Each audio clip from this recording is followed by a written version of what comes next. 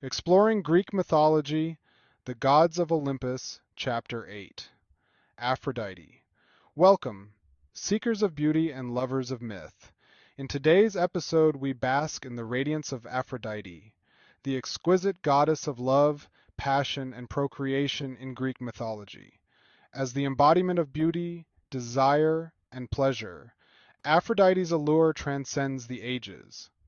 Let us seek answers to the questions: who is this enchanting deity, and what can her myths teach us about the power of love and the mysteries of attraction? Aphrodite's birth is recounted in two distinct myths, each highlighting different aspects of her nature and origins. According to Hesiod's Theogony, Aphrodite was born from the sea foam. This myth begins with the primal forces of the universe, Gaia and Uranus.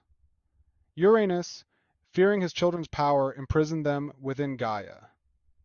Enraged, Gaia conspired with her son Cronus, who castrated Uranus with a sickle made of flint. As the severed pieces fell into the sea, white foam, also known as aphros, formed around them, from which Aphrodite emerged. Aphrodite arose from the sea fully formed, near the island of Cyprus. She stepped onto the shore and was immediately recognized as the goddess of love, lust, passion, and beauty. In Homer's Iliad, Aphrodite is described as the daughter of Zeus, the king of the gods, and Dione, an ancient earth goddess.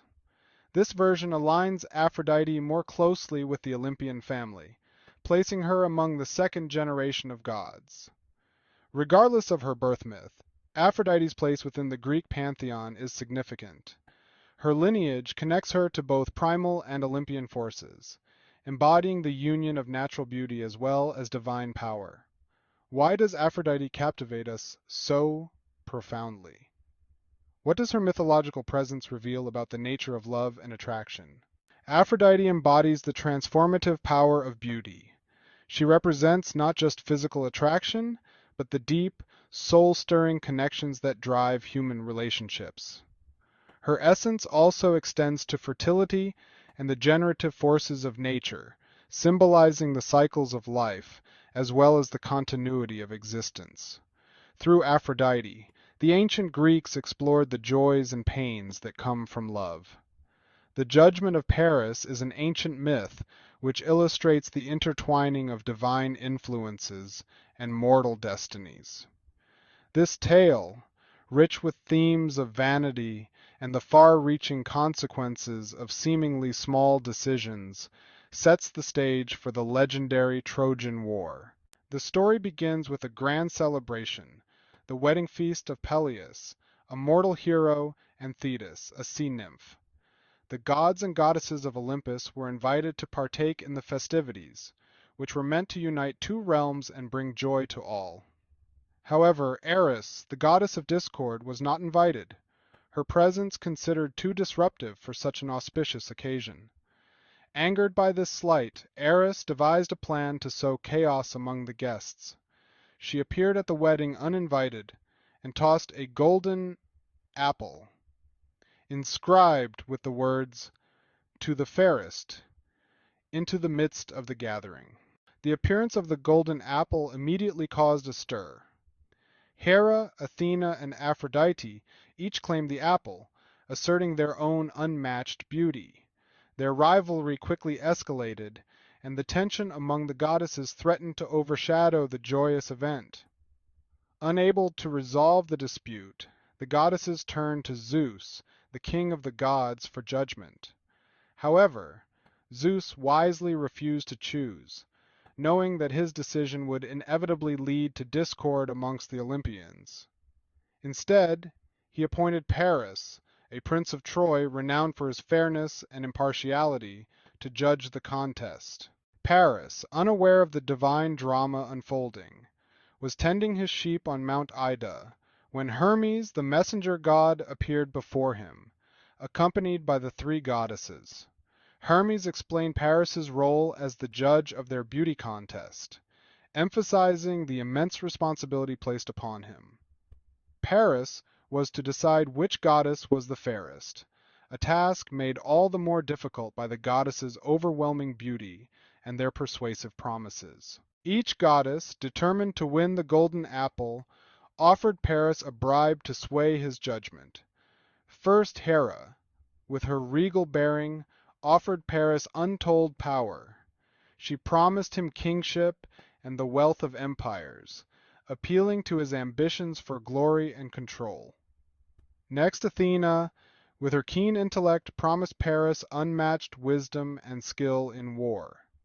She assured him that he would become the greatest warrior the world had ever seen, invincible in battle and wise in council. Finally, Aphrodite, exuding grace and charm, offered Paris her golden belt imbued with her divine essence.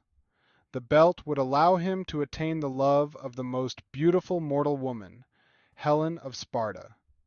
She painted a vivid picture of Helen's unmatched beauty, and the happiness her love would bring, appealing to Paris's desires and longing for companionship. Faced with these tempting offers, Paris found himself in a dilemma. The promises of power and wisdom were enticing, but it was Aphrodite's offer that ultimately captivated his heart. The thought of possessing the love of Helen, whose beauty was legendary, was irresistible. Therefore, Paris awarded the golden apple to Aphrodite, declaring her the fairest of the goddesses. This decision not only pleased Aphrodite, but also set into motion a series of events that would alter the course of history. True to her word, Aphrodite gave Paris her golden belt while facilitating his meeting with Helen.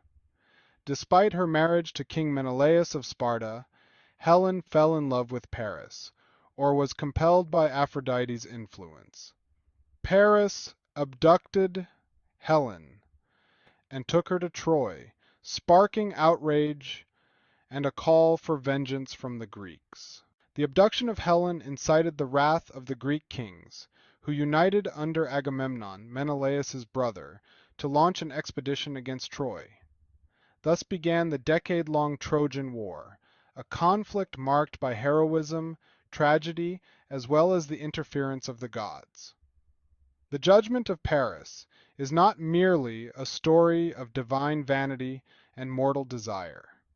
It is a profound narrative that illustrates how individual choices, influenced by powerful emotions and divine machinations, can lead to monumental consequences. Paris's choice, driven by the personal desire for love, fulfills a destiny that leads to widespread conflict and change. In every loving glance, in every act of creation, Aphrodite's presence is felt. Her myths remind us of the essential role that love and beauty play in our lives, driving us to connect, to create, and to cherish the bonds that unite us. How does Aphrodite's domain influence modern times and contemporary thought? Today, Aphrodite's legacy inspires us to appreciate the beauty in our surroundings while nurturing the relationships that bring meaning to our lives. Her principles are reflected in art, literature, and media, where themes of love, lust, and beauty continue to captivate and inspire. The celebration of love in all its forms, from romantic to familial, echoes her timeless influence. As we navigate the complexities of our own relationships, let Aphrodite's wisdom guide us. Her myths encourage us to embrace love's transformative power, to find beauty in everyday moments, and to honor the bonds that sustain us. Ask yourself, how can Aphrodite's teachings inspire you to cultivate love and beauty in your own life? Join us next time as we explore the life of another deity whose myths have helped inspire our understanding of the universe.